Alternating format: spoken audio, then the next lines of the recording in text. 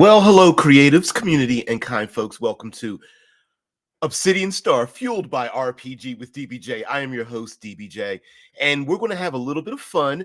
And we're also going to do something that I love to do, which is contemplate sometimes the simplest and most innocuous thing, maybe in pop culture or technology, as we'll talk today, and in tabletop role playing games.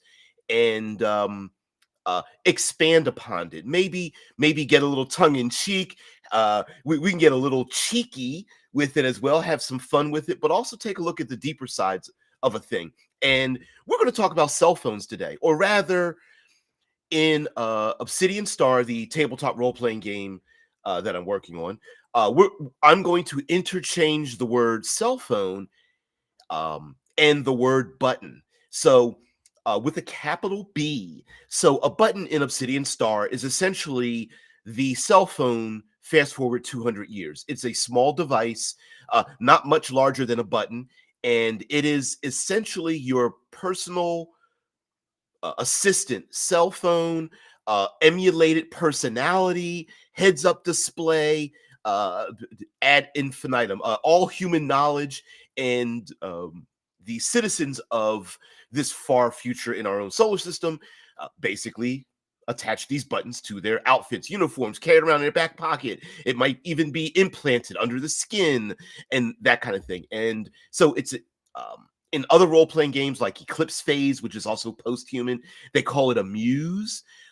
I don't remember what it's called in Altered Carbon, and there are other sci-fi games that have a different name for it. But in this game, we're calling it a button because it kind of goes with the zipper jacket analogy. Zippers being the hard drive in your brain, and the jacket being your body. So I kind of think it kind of goes along with it.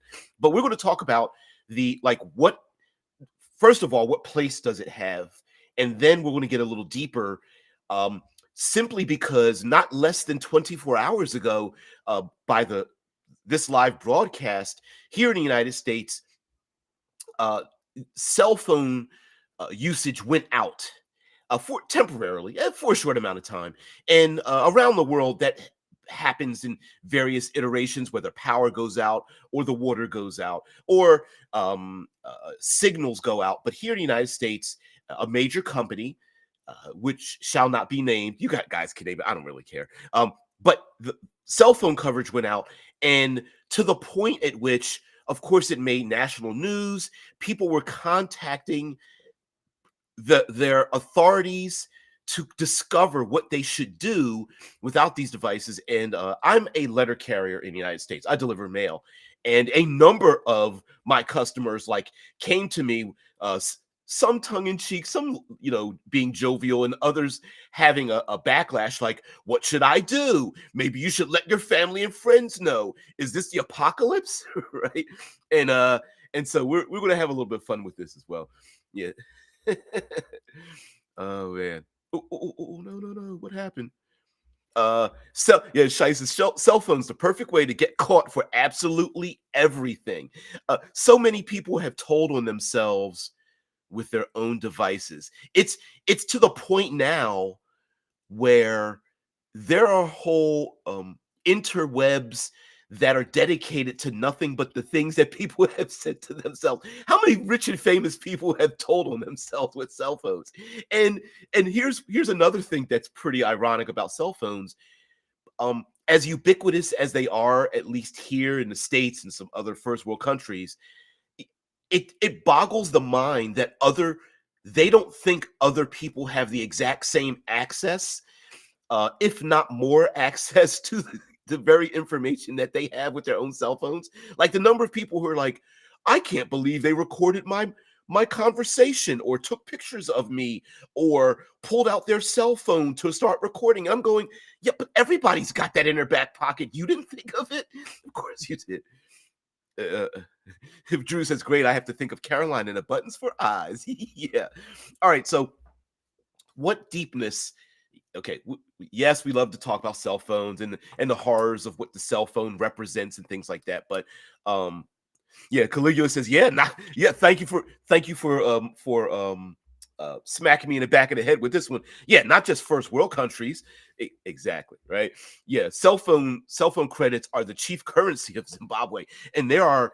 I'm a person of a certain age, so I cruise out of the United States down into the Caribbean, and one if you have ever gone on a cruise ship, or if you're not aware of this, here in the United States, despite the fact that we are the majority of cruising uh, consumers, every cruise ship and the vast majority of the staff of all cruise ships are not residents of the United States. Some have family and friends, but the vast majority of the staff on cruise ships and nearly every cruise ship that is oceanic, uh, fl- flies a flag of convenience from some other country. And so when you go into cruise ships, everyone has name tags and it'll tell you what country they're from. And it's really cool to have conversations with people, but they're all from other different countries. And one of the currencies are um, uh, cell phone minutes. Like a gift, some people say, I love the staff. What can I give them? What special gift?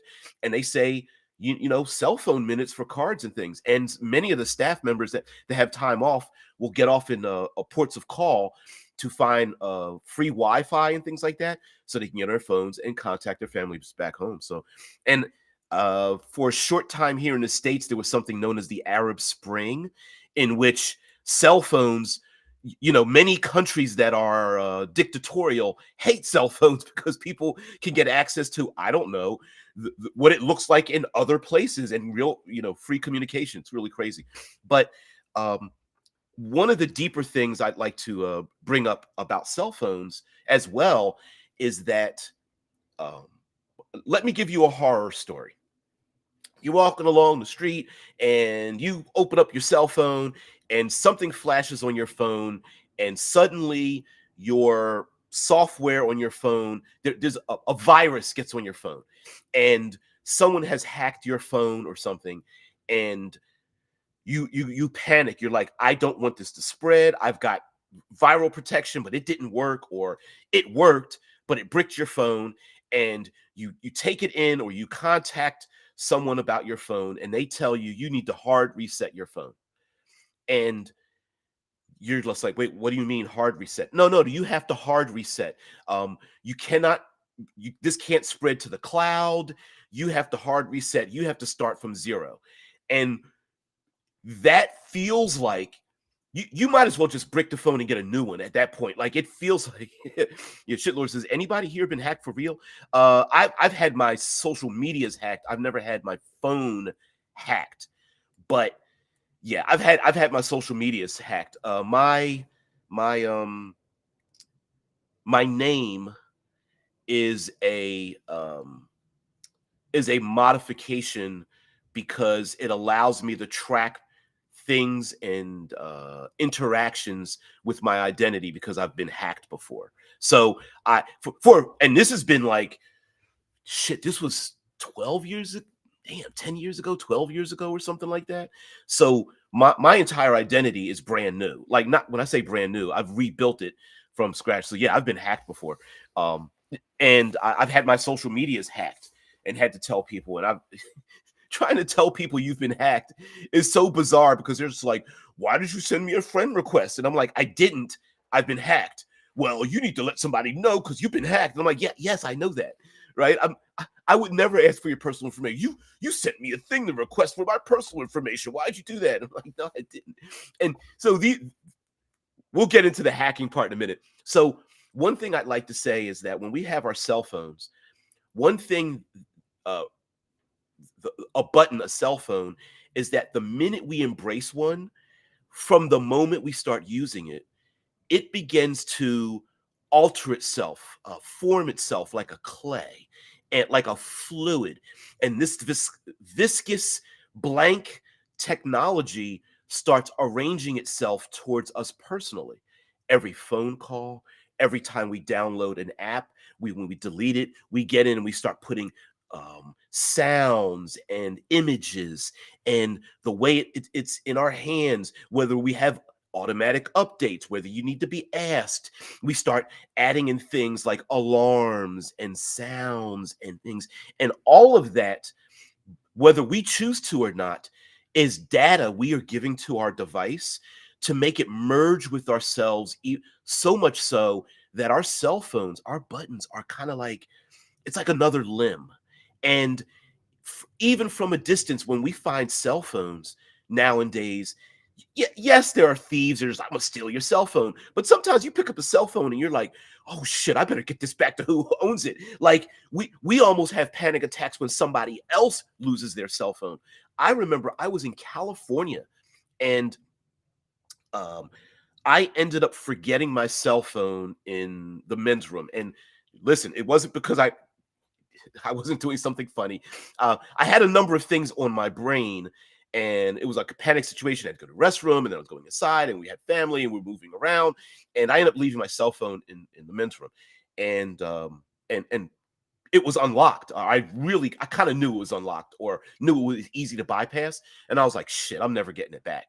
And I go back to the grocery store. It was like maybe 3 or 4 hours later, and it was, you would have thought a child was lost in the grocery store.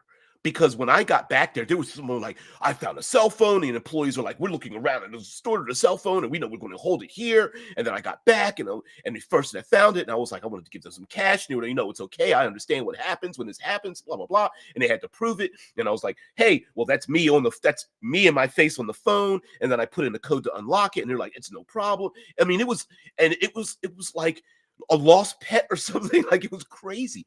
And our phones, our technology now is being moved and smoothed and chipped away and eroded like a solid block of granite.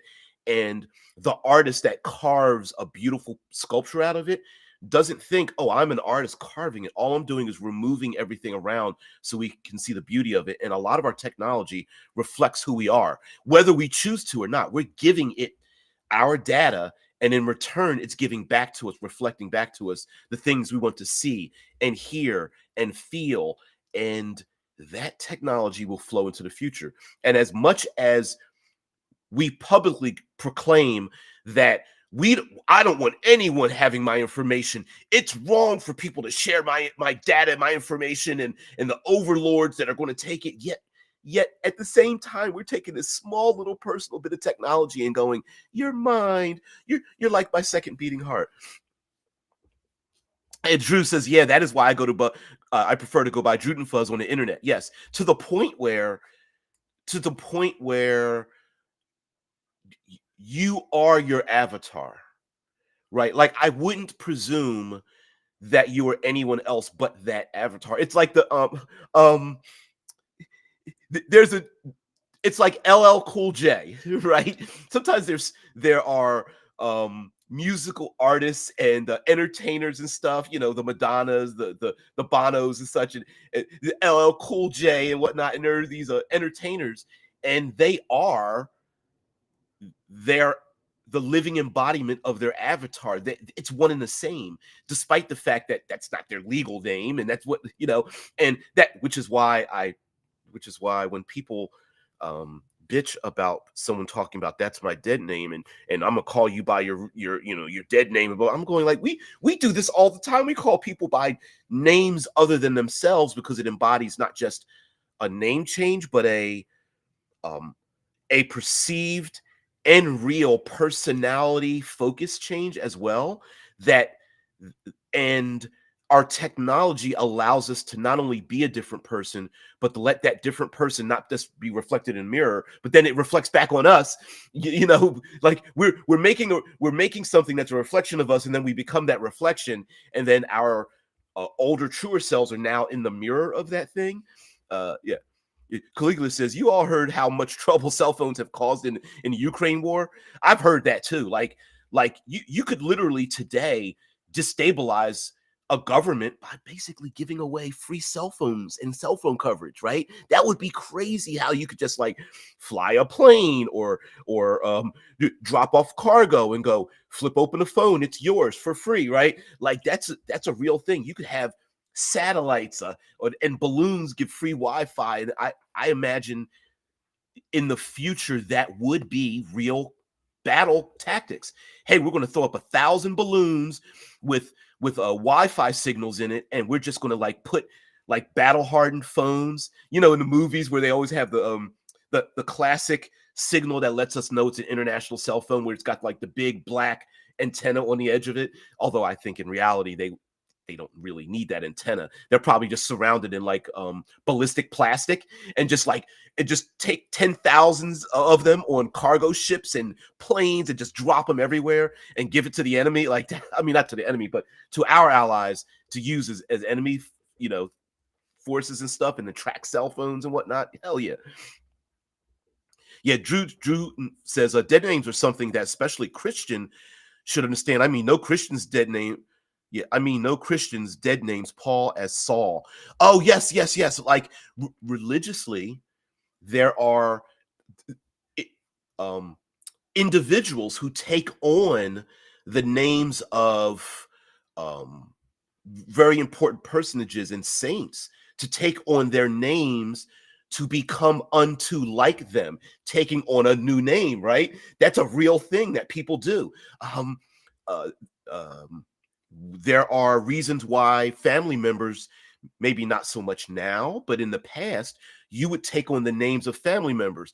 I'm the second, the third, a junior, and such, to take on the identity of other people. So we've been doing this for since millennium. Like, this isn't a new thing. You know what I mean? And it's funny because I always like to default to what have we done in the past, and if it worked then and it worked pretty good, can we inform it today? And then if we apply it today and it works, then why wouldn't we just do the thing? But a lot of times people were just like very focused on like, I'm in my bubble. You know what I mean, Drew? Yeah. Caligula says, I meant they were homing in on formations of soldiers because they all had their cell phones on. I didn't know that. I haven't been very deep into the Russian-Ukraine war in terms of keeping up on a daily basis.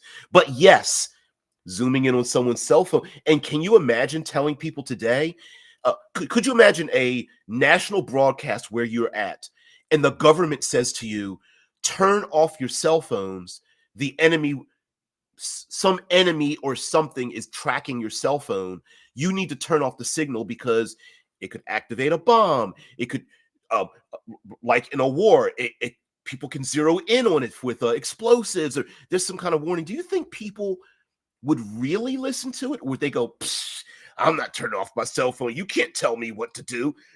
I mean, that's a real thing. So here we are, where nearly every individual has access to all human knowledge from their best friend. Now, what would you consider in 200 years, talking about today, but if we fast forward 200 years, what would we consider our cell phone? Do we consider it a tool?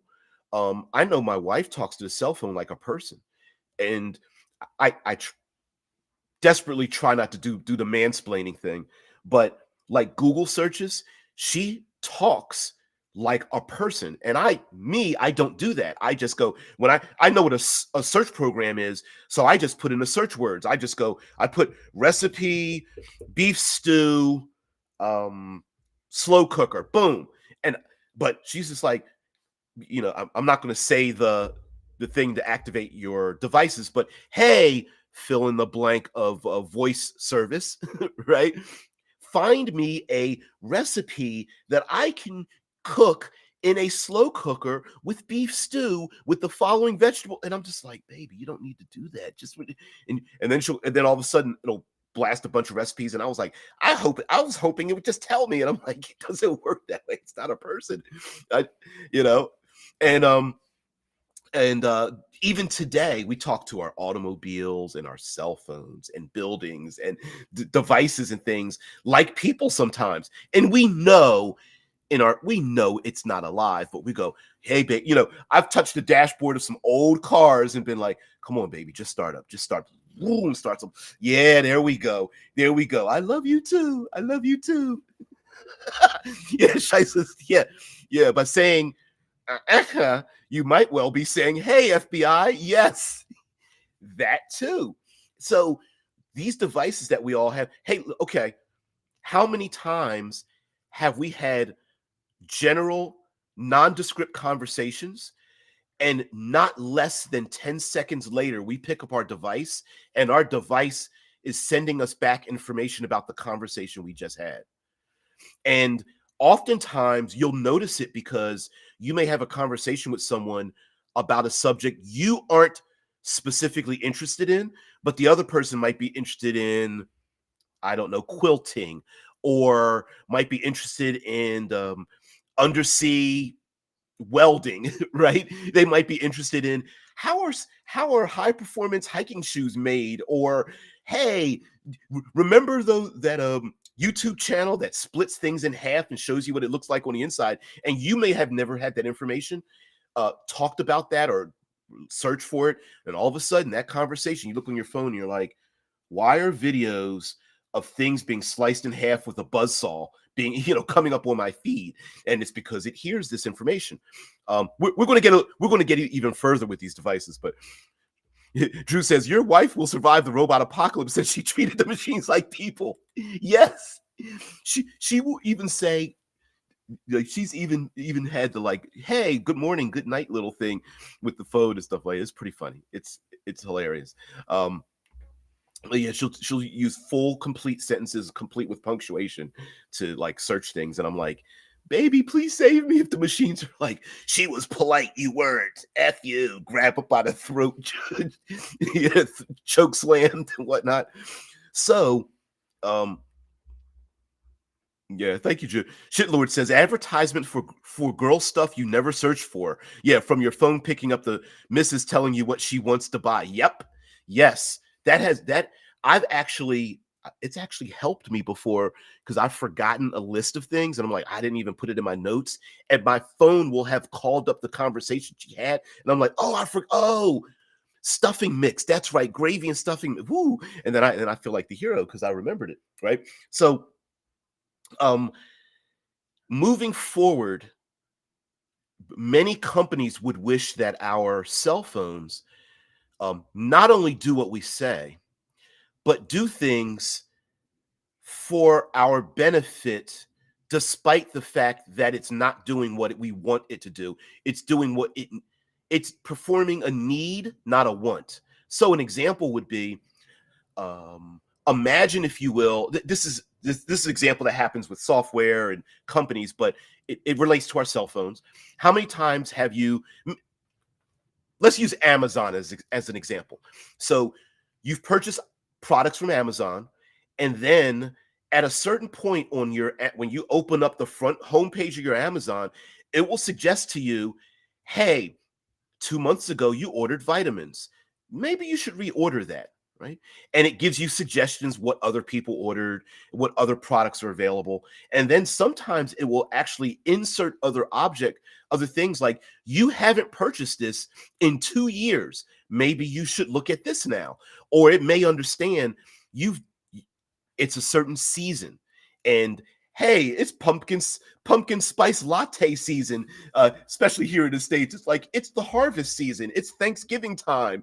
Don't you want more pumpkin spice latte, pocket Keurig things for your coffee maker or whatever? And now move forward with that. Now we have subscription services. Oh, we're just gonna subtract this out of your account and pre-order you 37 American dollars worth of stuff to be sent to you, and you haven't done a thing.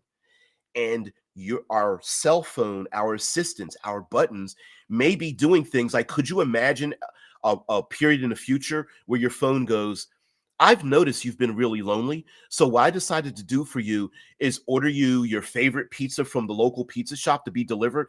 And I've also contacted 3 other individuals. You don't know them, but you have similar interests, and they're all bringing things over to you for a potluck, and you're all going to hang out together, right? And could you imagine your cell phone is like your best friend that um not only does things because you ask it to do, but it's like, it is the perfect Jarvis, is the perfect Alfred to,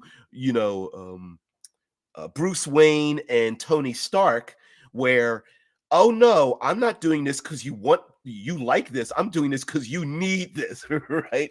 There have been some very sarcastic, um, dare I say, sharp-edged wit from Alfred to Bruce Wayne in many ways. Like, yes, Master Wayne. I ordered.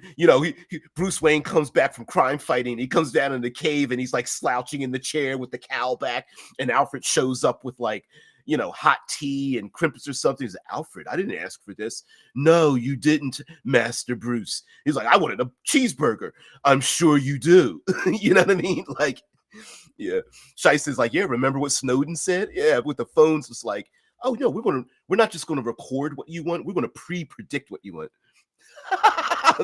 The pineapple on the pizza. You like pineapple on pizza? I'm gonna order it for you. Yeah. Yeah, my digital girl Friday. Yep. Yep.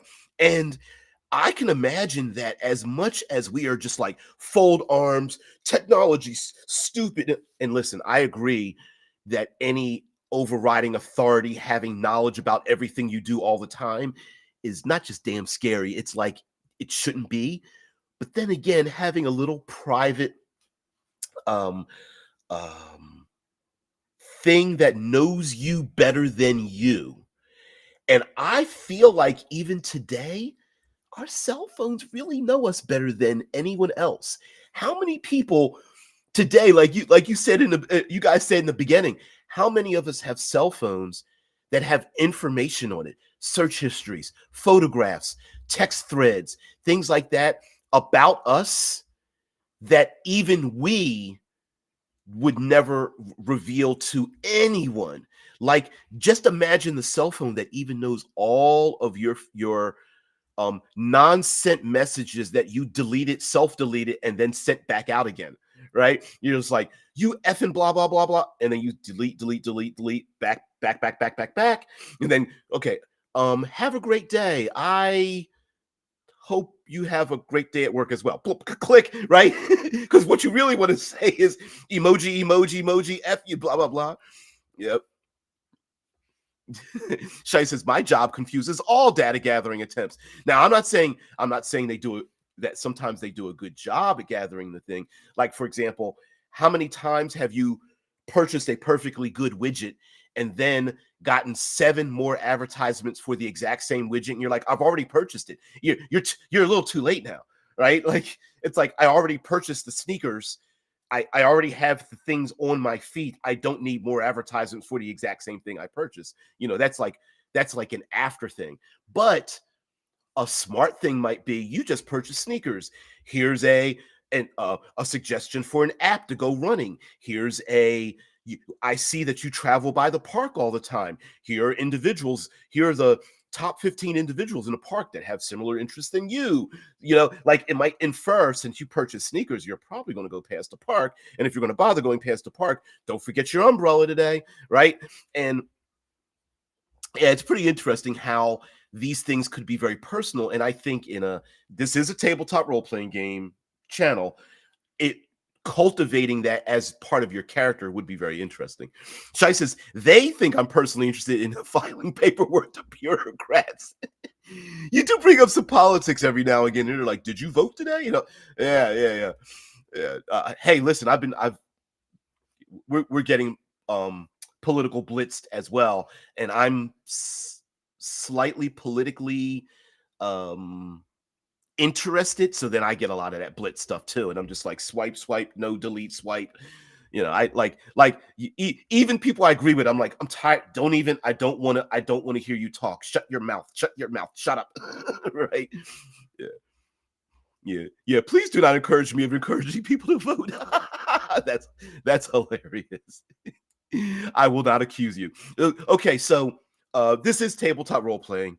We've gotten to the halfway mark. We got to talk about some of the gaming stuff that can be pretty fun.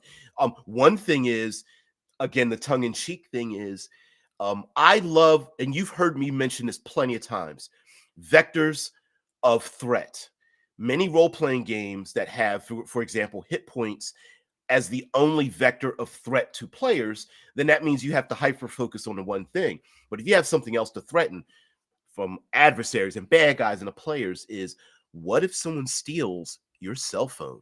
What if someone steals your button, kidnaps it? Dare I say, not theft may not even be the proper terminology for it.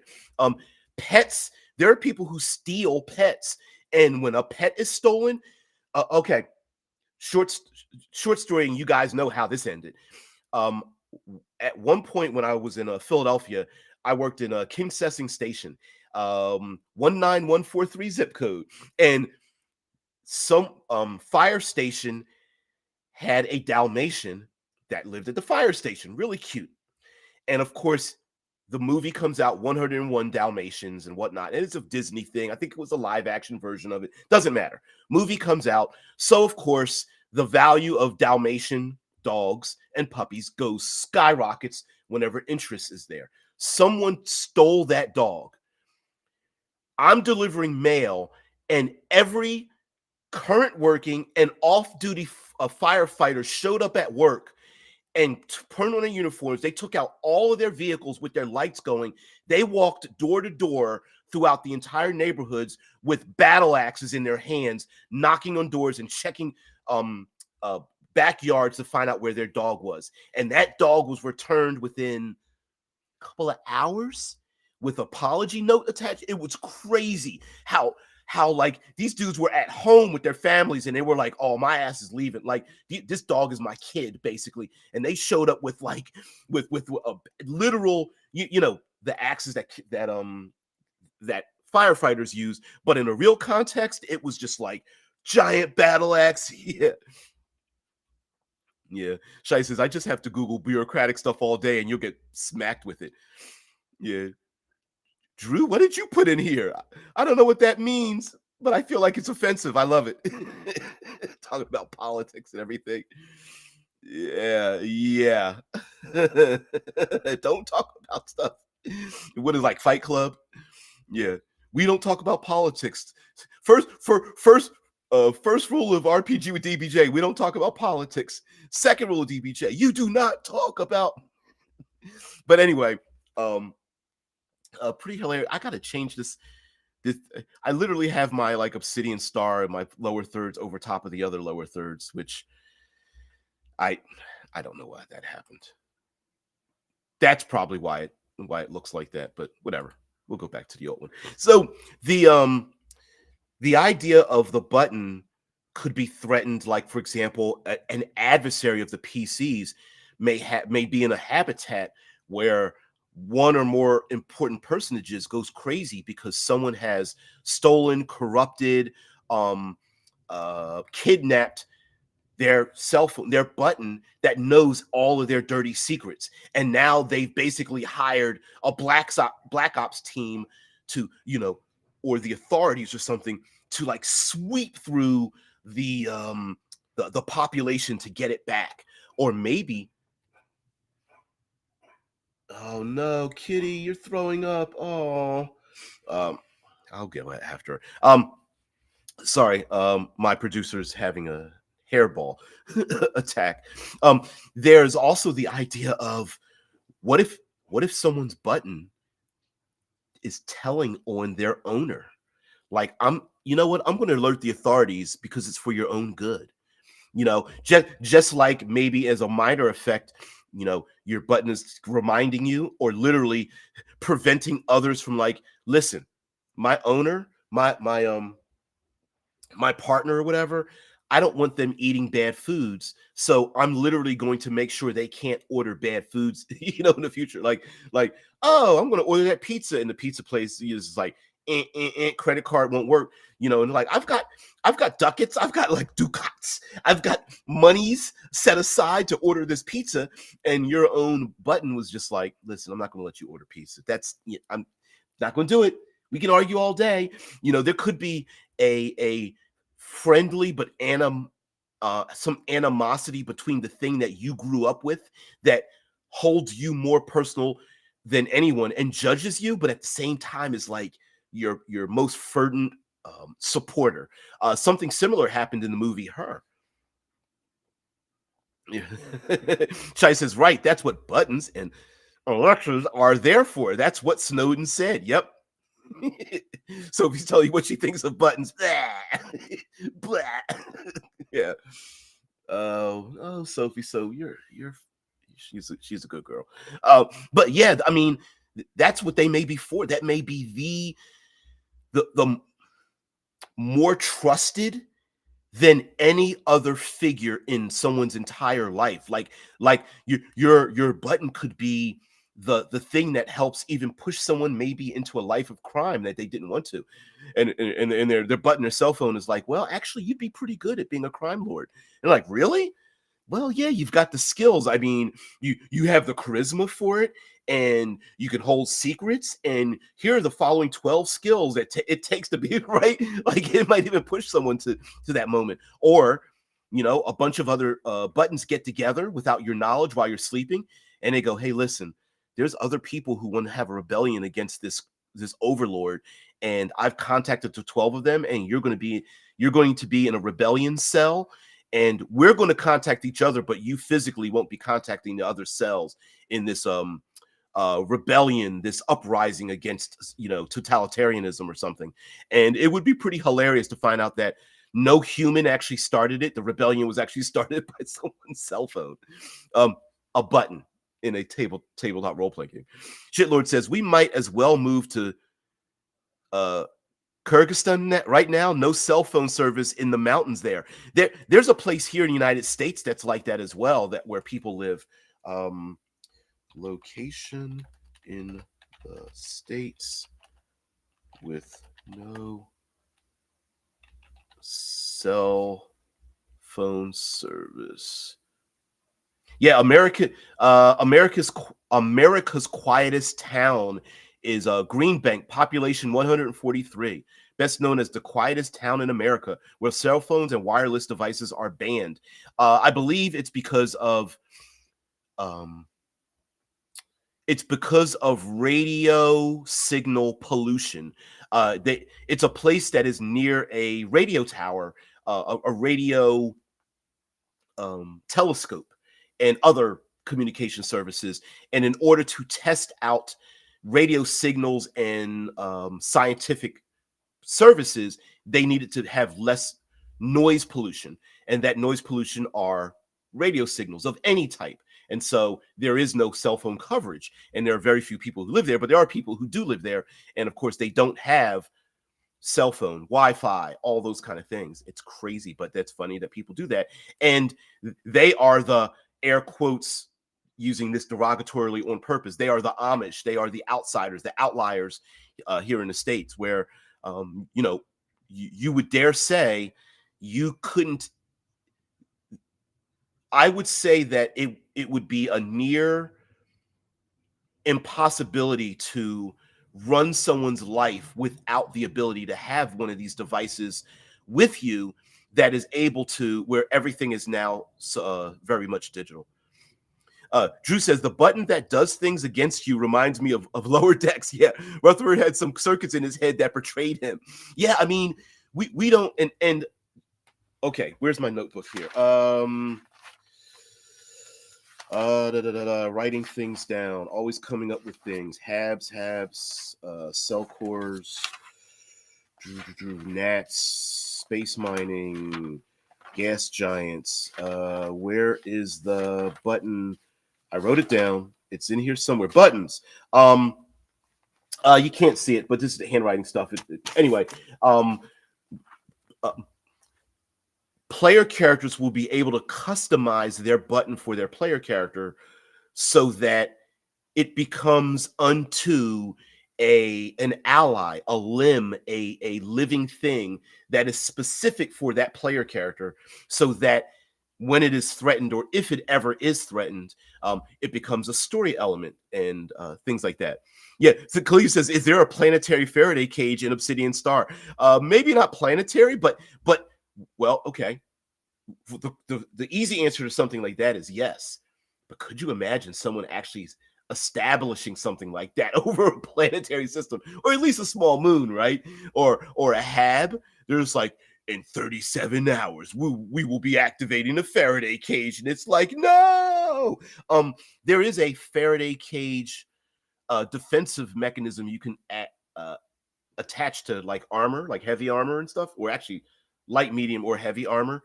and that may be one of the drawbacks. Is yeah, I can twist up the volume of my Faraday cage, but I have no access to outside signals. That would be pretty crazy. It shuts down your button. You're like, no, that's my favorite person. So, first of all, how do we communicate with our buttons?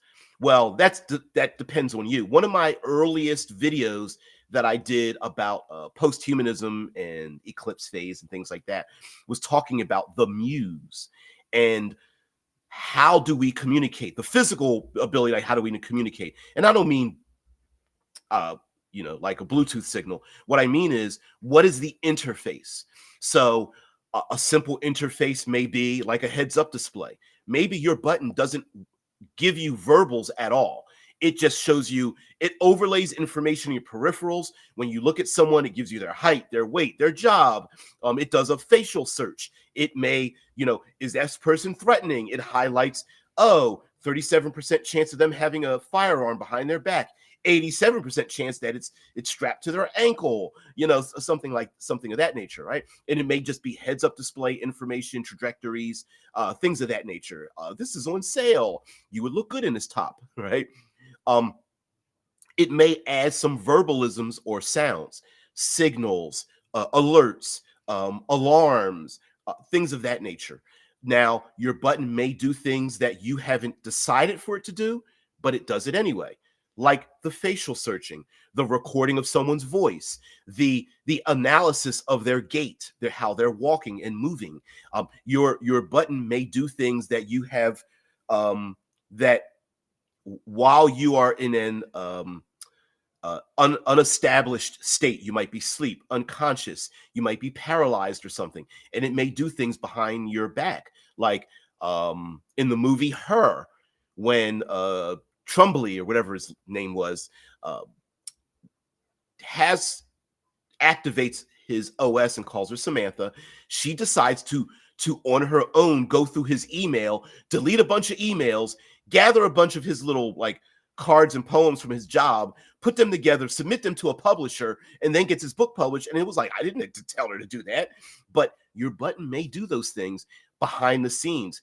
Hey, I've reestablished contact with an old relative. I have ensured that I sent a gift to the members of your old, the Black Sabers mercenary group that you were with, and I ensured that I contacted them on their birthdays. And oh, by the way, one of the Black Sabers had a child or a happy anniversary. I sent this thing to them. So that may be a function of your button. How do we emulate this in the game? Well, first of all, designer note here, how the sausage is made. A button is just a MacGuffin, so we can give the players, we can both give the players information when they need it and surprise the players with information when they're least expecting it.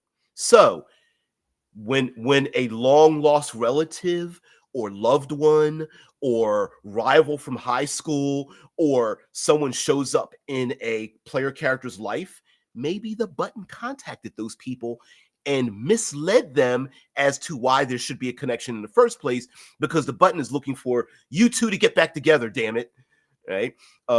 Drew says, I like buttons that display ASL like in the Echo show on Disney Plus. Ooh, now that's really interesting. I like that. I like that a lot.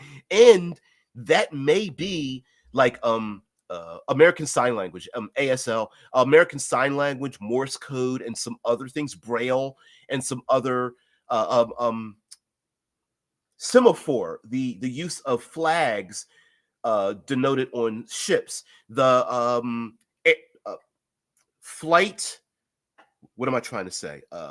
The individuals that are on flight decks, both on like airlines and airports, and the flight decks of aircraft carriers, that use is also a language of sorts.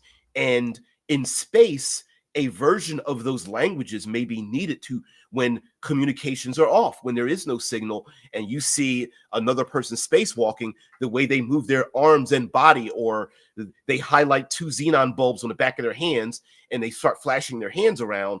or they use a Morse code where they have like a big bright light, 10,000 lumen light, and they use their palm to turn the light on and off. They kind of flash it on and off or whatever, or flashlight. That may be other languages as well. And your button may be able to communicate like that in your own vision, or maybe even use a device you have to communicate with someone else so that they can communicate with someone else. That would be very interesting as well. Also, design note, like I said about giving characters information, when the players arrive to a new habitat, or they begin speaking with someone that they normally don't associate with, we, as the spirals, as the game masters, can say to them, oh, by the way, in world, this isn't just a piece of info, a lore dump we're giving the player character. Literally in world, your button is saying to you, here is this important individual. Here is their background. They are the second daughter of an oligarch that designed, I don't know, a unique filtration system to get rid of the ozone that's in his habitat. And now this family is very rich and has a lot of influence. And this is the first time you're meeting them, but you're getting a lore dump from your button. And that may be very important, such as maybe the players get arrested and they're thrown onto a prison moon, and the button is like, that person over there, they are the head honcho in this place. They don't look like much, but they're the shot caller in the prison. You might want to avoid them. And you're like, no, I'm going to walk right up to them. And the button's like, no. What's the movie Tron had found a bit that just only said yes and no and was floating around his head and things like that. And it was funny. It was like, yes, no, yes, no, and stuff. So maybe your button acts like that. A button could literally be a disembodied face, just hovering just on a periphery of your vision, shaped and sounding like you want, like your best friend or a lost love, or a robot or head of something, some digital ghost-like figure with its hands behind its back, or maybe it's just a skull and whatnot, or maybe it's just a voice in your ear that's telling you things like Oracle to Batman again, or like Jarvis to Tony Stark in his Iron Man armor. Maybe it's just a voice that kind of chastises you, smacks you in the back of the hand. Bad player character, bad. And so that may be the personality that it has. And I do have a list of some distinctive personality features, like maybe it's like talkative or stoic, or maybe it's like kind of a little apathetic, or maybe it's like a sycophant to you, like it's your favorite. It's like your hooray, like it's your favorite fan or something, or it's always trying to appease you, or maybe it's just very obsessive about a thing, or detail oriented. Yeah, Druden says, my button appears as Obi-Wan to me so I can feel like a Jedi. Yeah, listen, that may be a thing as a kid, that like, I remember the old movie with Obi-Wan, and it feels like, and I'm like, yeah, go for it. Maybe it's your mentor and reminds you when you have anger issues to calm down. And as a player character, you're just like, hold on, 1, 2, 3. And someone's like, are you doing like anger meditation? And the mentor's like folded his arms. It's like, count to 3, young Jedi, or something like that, right? And in your periphery, and it's like, yes, you are one with the Force or whatnot. And you're yeah. I can imagine many people may subconsciously, because remember, your button is conformed to you.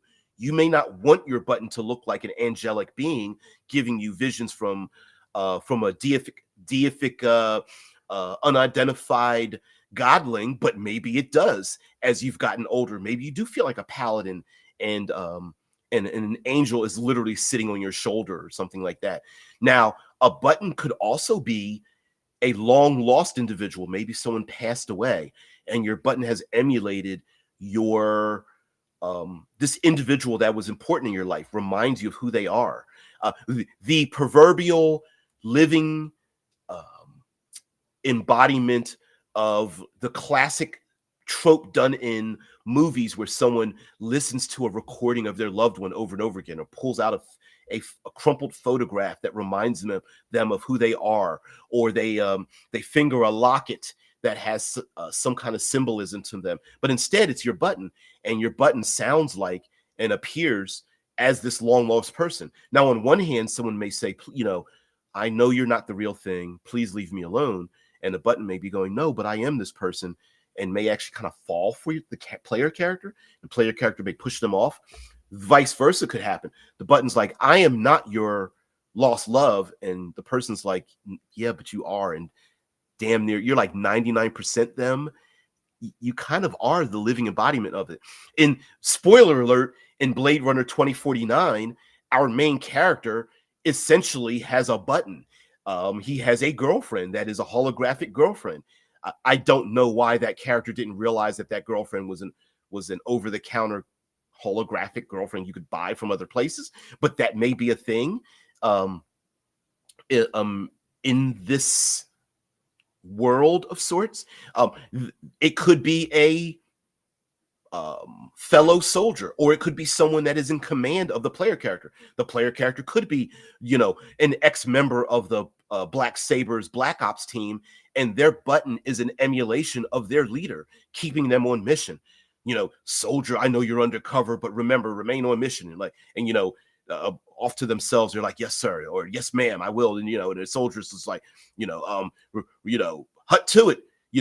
There's someone breaking in the house. I need to wake you up. And so your button may have a special feature attached to it, gaming wise, that not only makes the button interesting personality wise, but let's get into some of the really cool features that a button may have. Like a button may be a bio monitor for the player character that understands their heart rate, their blood pressure, if they're a mechanical feature, if they're going to power down, if they're going to pass out or something, and helps them medically figure out what is happening with their body to calm them down. It could be a pain editor to say, listen, your leg is don't look down at your leg.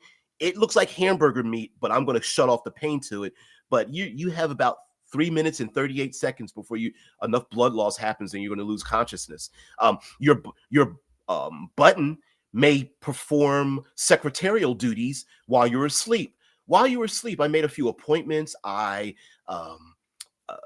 stopgap that investment that you had, and that crew of ice haulers that you have a relationship with, I let them know so that there is a chance that we may use them as a secondary stop-off point.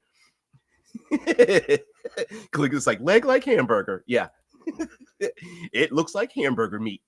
Not exactly sure. That sounds like a pretty nasty body horror, especially with the big bones sticking out of the hamburger meat. But yes, that is possible for a player character to walk around dangling hamburger meat off their leg and still operate. Also, a button may do things noted on the song title list. My leg looks like hamburger meat with bones sticking out of it. I don't know. Pretty stupid. So boom, boom, boom, boom, hamburger meat. Anyway, I'm pretty stupid. A button may also be able to perform duties for the player character that they may or may not expect. For example, a button may be pre-programmed. You've asked it or requested it to call for backup, or to send a signal out to an explosive device, or to self-delete a memory in your brain to lowercase compress a file of your memories, zip file it so that an enemy can't capture it, or your button could be programmed to send your neurological signal out of your body moments before you are murder killed, or something of that nature. Also, a button might invite someone into your head you were least expecting, like a radio signal, or downloading data, or blocking same data, alerting you that your brain someone's trying to hack your brain, and here's who's doing it. And oh, by the way, I also activated one of those hacking programs you have so we can triangulate where it's at. In other words, how how the hamburger is made again. For game masters, sometimes if you want to hand wave certain things, this is a mechanism to in world rationalize why a player character has information they normally don't have, why they have codes to access a place when they haven't actually gotten those codes, how player characters are able to disseminate information amongst each other when they're not around each other. It is assumed that all the player characters will be linked in their constellation, so you don't have to pretend to explain to a player character why there are different sides of the planet, yet they're seeing the same things and reacting to the same things that in real time, and alerting them because yes, I saw through your eyes because your button contacted my button that sent the images and the sounds and things of you sneaking through the sewers while I was up in orbit or something like that. Yeah, I pre-programmed my button to release the Kraken. His shit lord's just like, he said self-delete. Yes. Yeah, that can be taken other ways. But in a way, no, it's taken literally in a tabletop role-playing setting. Yes, that could be the thing. How now the question may be, um, if I am on Mars and I beam my brain to a moon orbiting Saturn, how did my button get there? And my answer to you is why are you asking me these things? Like why do you have to be so mean? I mean, that's not right. You don't see me asking you questions like that. No, the simple answer is it just happens. Now the assumed technological aspect of it will be that like holding information in the cloud from your cell phone, the presets on your button go back to the earliest time in your life in which your button became accustomed to yourself. Now, we there is something a little bit dark here, and we can go a little dark, that if a button, your cell phone, is given to your childhood in its earliest stages, there might be some interesting interactions with your button from adolescence that may carry into adulthood that people may not want. You might be a little embarrassing to find out. Like maybe you have explored your body in certain ways and explored other adolescents, fumblings and things of that nature. Or maybe you commanded your button to represent the physical and personality of someone you had a crush on, or a famous entertainer of which you've had the same crushes on. I'm looking at you, posters hanging on the wall there, individuals, and had crushes on. Maybe they become alive in the backgrounds of your brain, and you might not want to let other people know that. Although it would be pretty funny in a battle hardened player character is just like someone finds out that you're like someone broadcasts the information on your button, and it comes to like one of these boy bands or something, and is the badass gunner is like, I like that song, I like the dance moves, F you. Right? But but it can get a little darker too, especially if you like you were working with your button to like murder kill another high school kid or something, and your button's like, oh, I came up with 37 ways for you to dispose of the body, unless there's guardrails on a button until you become of age. I don't know what of age means, but if it's say between 18 and 21, maybe your button is like, yeah, we don't talk about those early ages. Like we self-delete. We purposefully encrypt and pack away and put away those things for happening from the early childhood, so it can't be used against you. Yeah, Shai says anything you do with your button is public. Same rule as the internet, the rule they taught us back in 1995 and everyone forgot about. Yes, people forget that like everything you do with your cell phone is basically writing it down on a post-it note and sticking it up on the mega board that's in a stadium, right? If you should, when you engage with like social media, you should imagine yourself being on camera in a 50,000, you know, stadium with all your friends and family there. Like, would you say and do and act that way? And like you said, from 95, people forgot about that. People forgot about the fact that, like, yeah, it's like putting it up on a message board somewhere and letting other people see it. From now and forever and always. I remember a couple dozen years ago that a school teacher was not allowed, despite having all the excellent credentials to be hired for a school. The school teacher couldn't be hired because the school did a background scan of this person's public social media.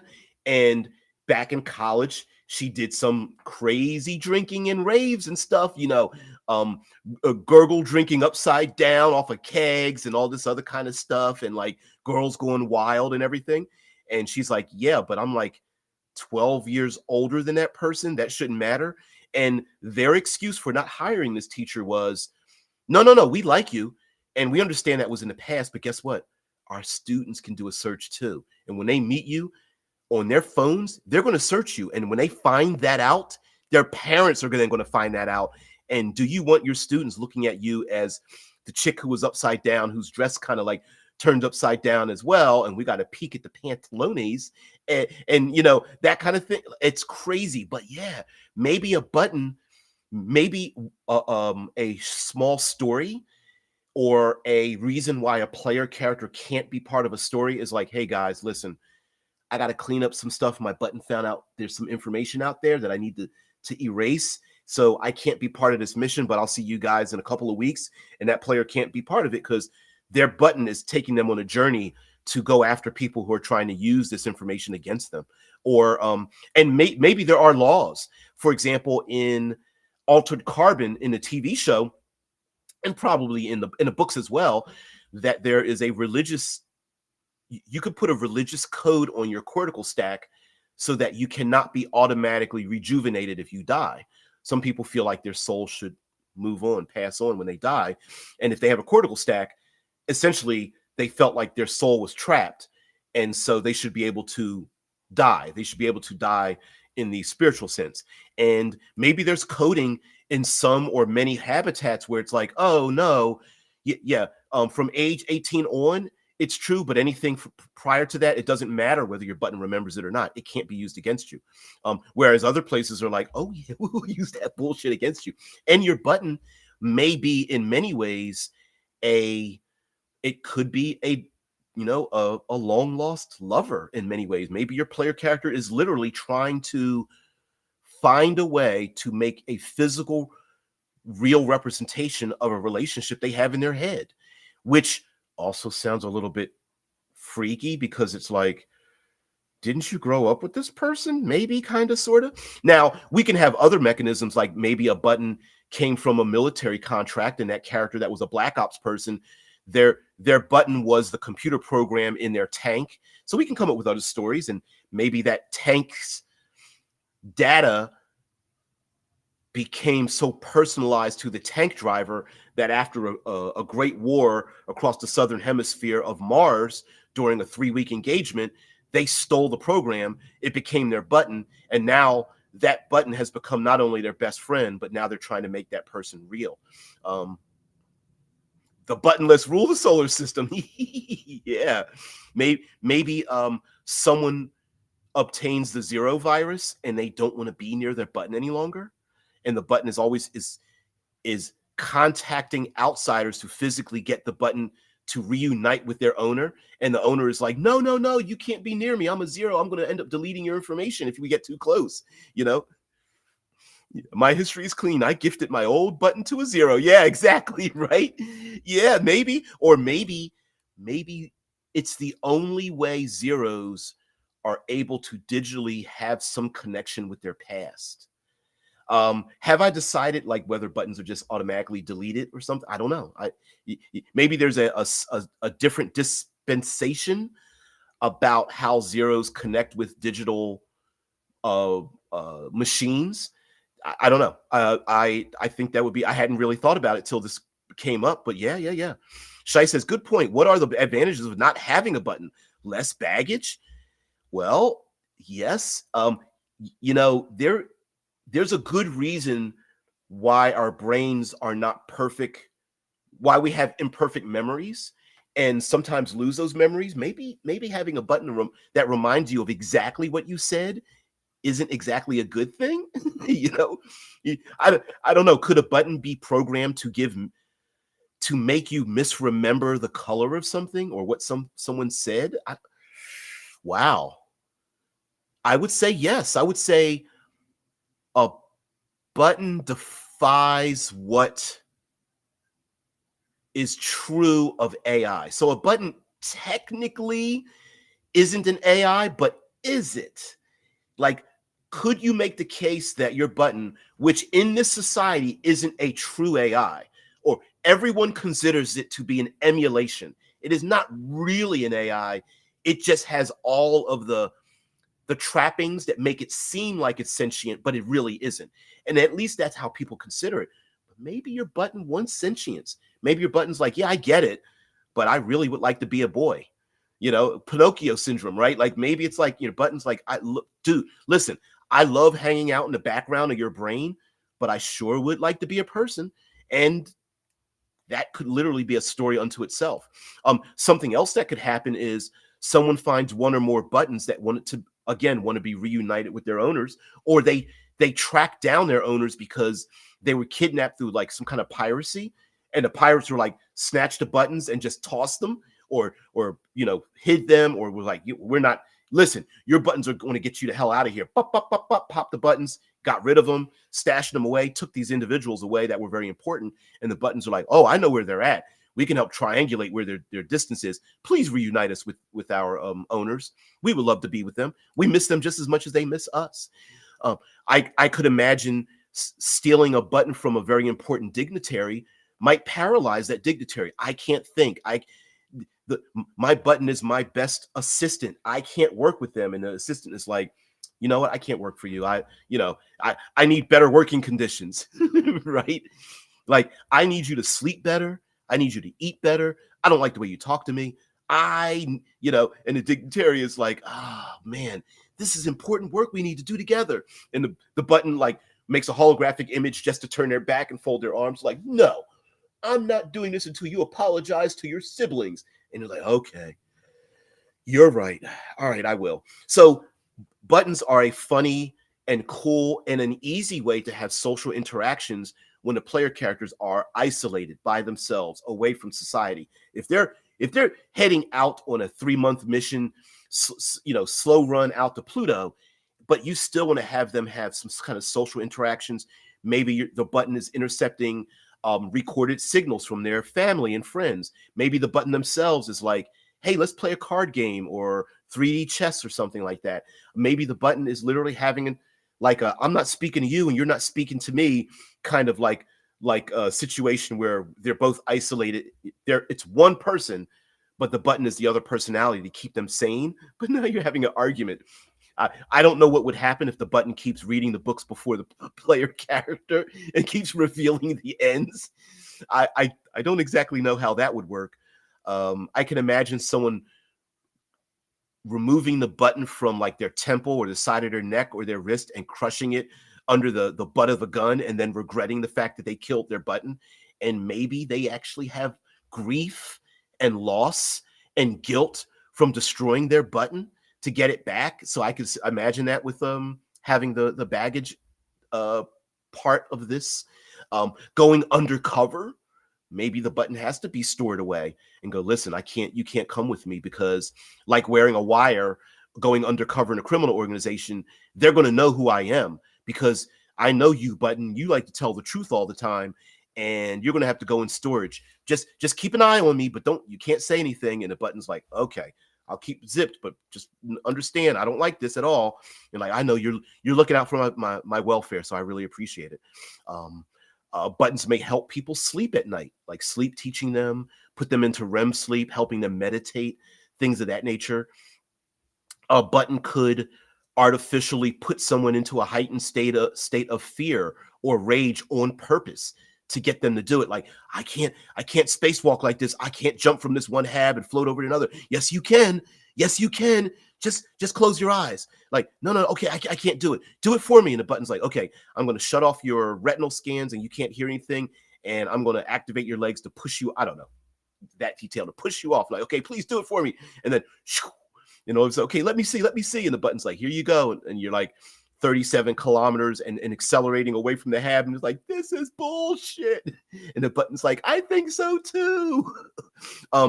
It would be pretty fun for having another player play your button, which would be very, very cool for that player to join in the game when they can't normally.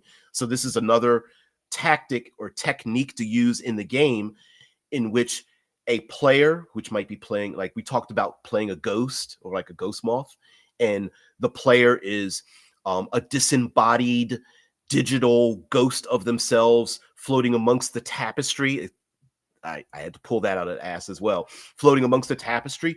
This could be a very good reason for a player who normally can't be part of the game, or wants to be part of the game but kind of has to bow out early, or they're like value added to your gaming thing, but they really don't have a character sheet. They can hang around and be the button of another player character and just kind of be their personality. And instead of making a new character, they end up using the stats of the person they're playing with to establish certain things, or maybe they use the button's special techniques, one or more, as a character advances to make them better. For example, maybe a character is a one-man soldier, and their button begins with an ability to sleepwalk the character when they are unconscious or asleep or passed out. Like the button can actually make them walk slowly to avoid danger, or to get something to drink out of a refrigerator, or things like that. Maybe the button has that ability, but then later on, as a soldier, they also gain the ability to contact the authorities or something like that. Drew says, sure, I play your button and send you into the void of space. Yeah.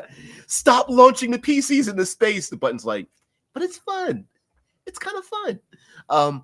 So yeah, is it a little bit of a MacGuffin? More than a little bit. Buttons are a little bit more than a MacGuffin. They are a game playing tool, a player that can't be there but kind of wants to be there tool. It is a built-in social interaction when the players can't be around other things. It is a way for the players to communicate with each other. It is a way to lore dump as well.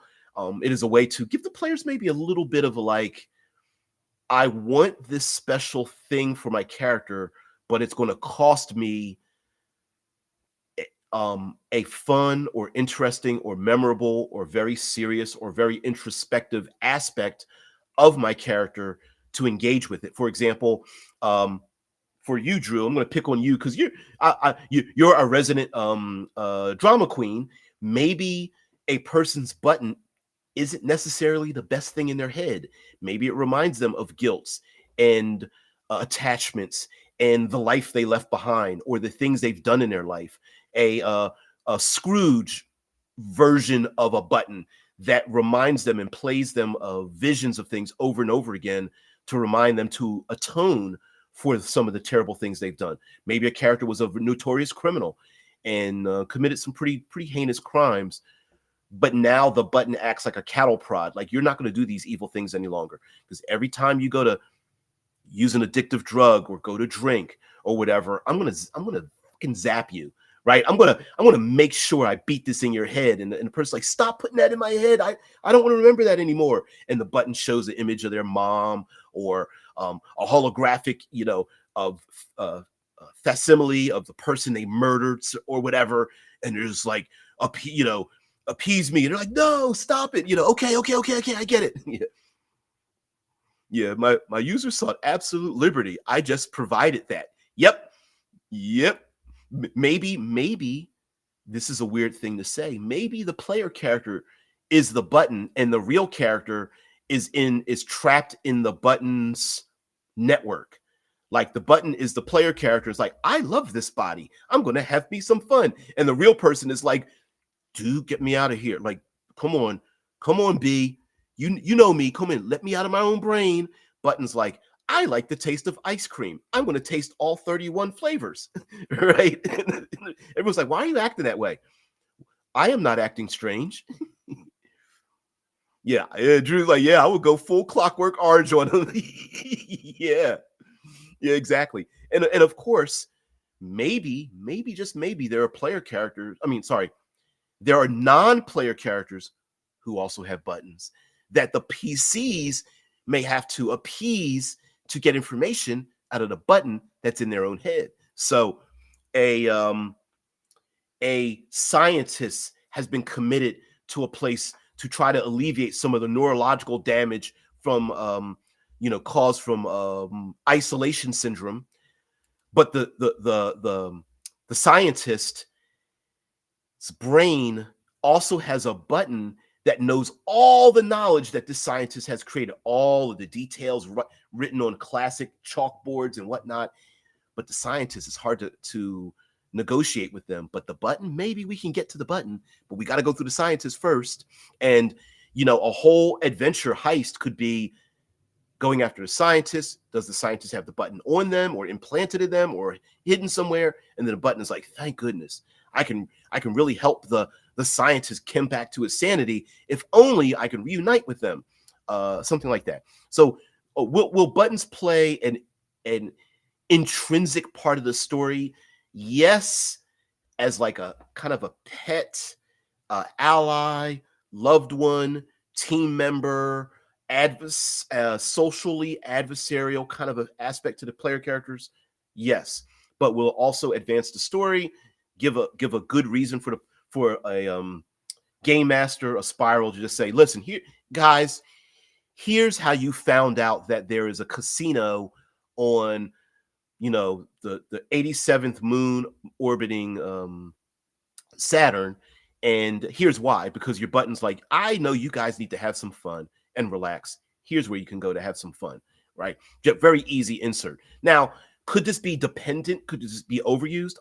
Like any tool, like any feature of any role-playing game, yes. We can overuse feats. We can overuse illithids, mind flayers or something. We can overuse swords and daggers. We can overuse sneak attack or something, but we can also overuse these kind of things. So anyway, guys, thank you very much for allowing me to be a little bit tongue-in-cheek, a little bit sarcastic, but kind of dig a little deeper into how cell phones have advanced into the 200 years into the future-ish. I'm sticking with 200 years, but what do they represent socially? And also, for those of you that have something in your mind, the Faraday cageism, maybe the social anxiety, maybe there is some kind of political upheaval, there could be some kind of criminal uprising. Like maybe if the player characters are so dependent on their buttons, they could go somewhere where it's not welcomed. They could go somewhere where communication with them has been temporarily blocked because of a police action or a military dispute or a very simple security sweep, something of that nature. Maybe there's a social status of not only do people hang out, but people's buttons kind of hang out together, almost like a hive mind. And the players might go, I don't want my button mixing with other people. But maybe it's a social norm. Like, no, we're very open here. And the fact that you want to lock your door when all of us keep our doors unlocked, maybe that's becomes a social kind of thing, feature.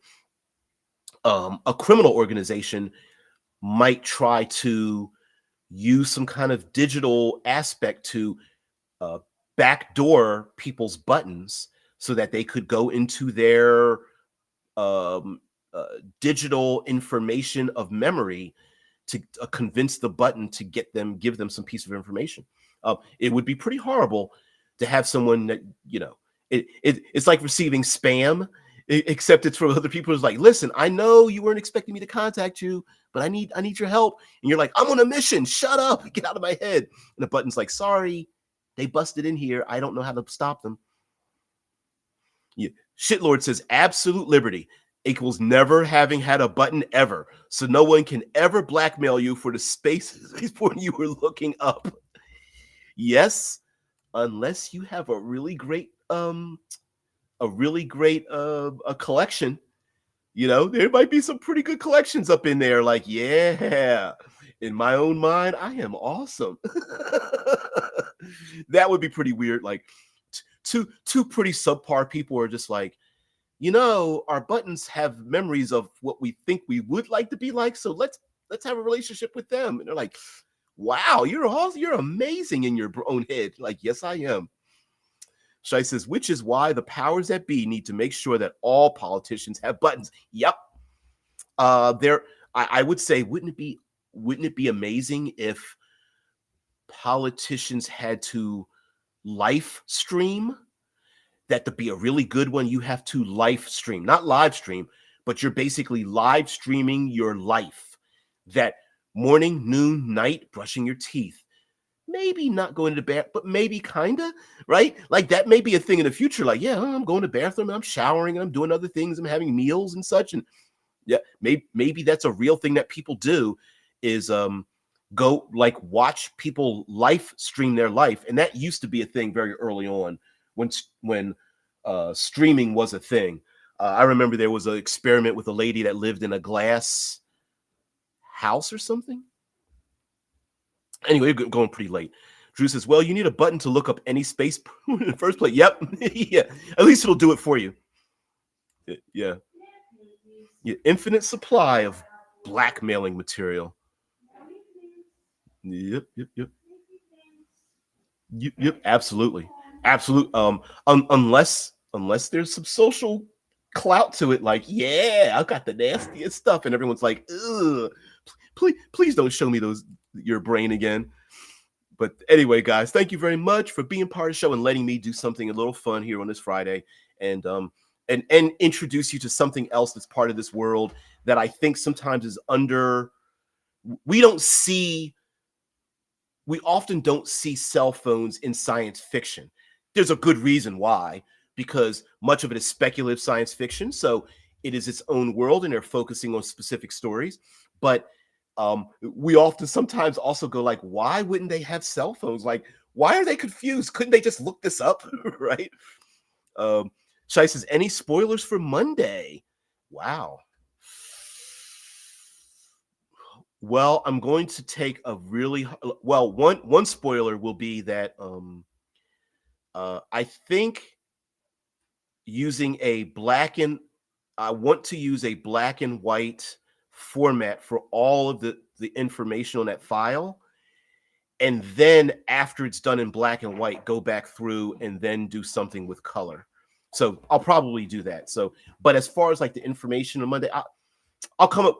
I used to do put up a week's worth of thumbnails and things, and I need to go back to that because it's just easier, and it's easier for people to go, oh, I know what to look for, and also gives you the opportunity to like not even be part of the show. Because so yeah, I'll do something like that. I will. I don't know what will be, but the spoiler will be that I will do like 5 days in a row, make a theme kind of through the week, and let people who like have kind of tuned out in the show, because I've kind of hyper specified on this. There's some people who've tuned out, and maybe also allow you guys and other people to say, oh, we're going to talk about androids or alien life or some other technical thing or movies. Like, hey, which movies are some of the best influences, or what TV shows and movies were like terrible execution. Like, I'm not suggesting you even look at it, but had a great premise that we can steal from and then use and talk about that and like turn that into what kind of gaming fodder. I love to be influenced by things from the outside as well. So yeah, we may do something like that. So do I have anything in mind? No, but I sure am thinking of something. Last, before I get out of here, as I've said before, I do have a number of these t-shirts. This is a edited photograph of members of the Buffalo Soldiers, and the Buffalo Soldiers were not one group, but they were categorized back in the 1800s, going up into to 1948 as segregated troops. Oftentimes, African slaves, people from Cuba and the islands, and some Native Americans, even though they were used against to, the genocidal attacks against Native Americans that were Native indigenous peoples that were here in the States. But uh, I I want to present real imagery and some information because, strangely enough, there are people here in the States who want to edit away history under the guise of we are all American, yet we don't want to teach. We don't want people of minority status to have a hand or to be seen as having an importance in the development of our history. So I want to single-handedly carry on that legacy, especially here in as we have different holidays like here in the States, like President's Day, Veterans Day, Independence Day, Labor Day, and things of that nature. And so this will be my way of celebrating that as well. So, guys, thank you very much for being part of the show. You guys said Space Prawn will bring you viewers. It sure will. And King says, can't wait to watch this one. Glad I got here in time. Oh, shit, lords. Yeah, Obsidian Space Prawn. Yeah, absolutely. Absolutely. Hey, maybe we can open up an OF page for this tabletop role-playing game. Could you imagine doing that? Could you imagine having somebody has had to do that, to open up an OF page for role-playing games, not put anything dirty on it, but just to be like, yeah, this is where the hardcore role-playing happens. I don't know. That would be it would be cute, I would say. I don't know if anybody would do that as a real thing, but that would be cute. Anyway, guys, have a great one. Have a great weekend. I will see you Monday. Thank you very much for spending your very valuable time with me here. I hope, yeah, everyone keep your buttons clean. Yep. Keep the buttons clean. Keep them out there and open, and make sure your button is not recording any of those nasty thoughts you guys have and feelings. Remember, it can see and hear everything you do. Guys, have a great one. I will see thee later. Peace and tranquility. Bye.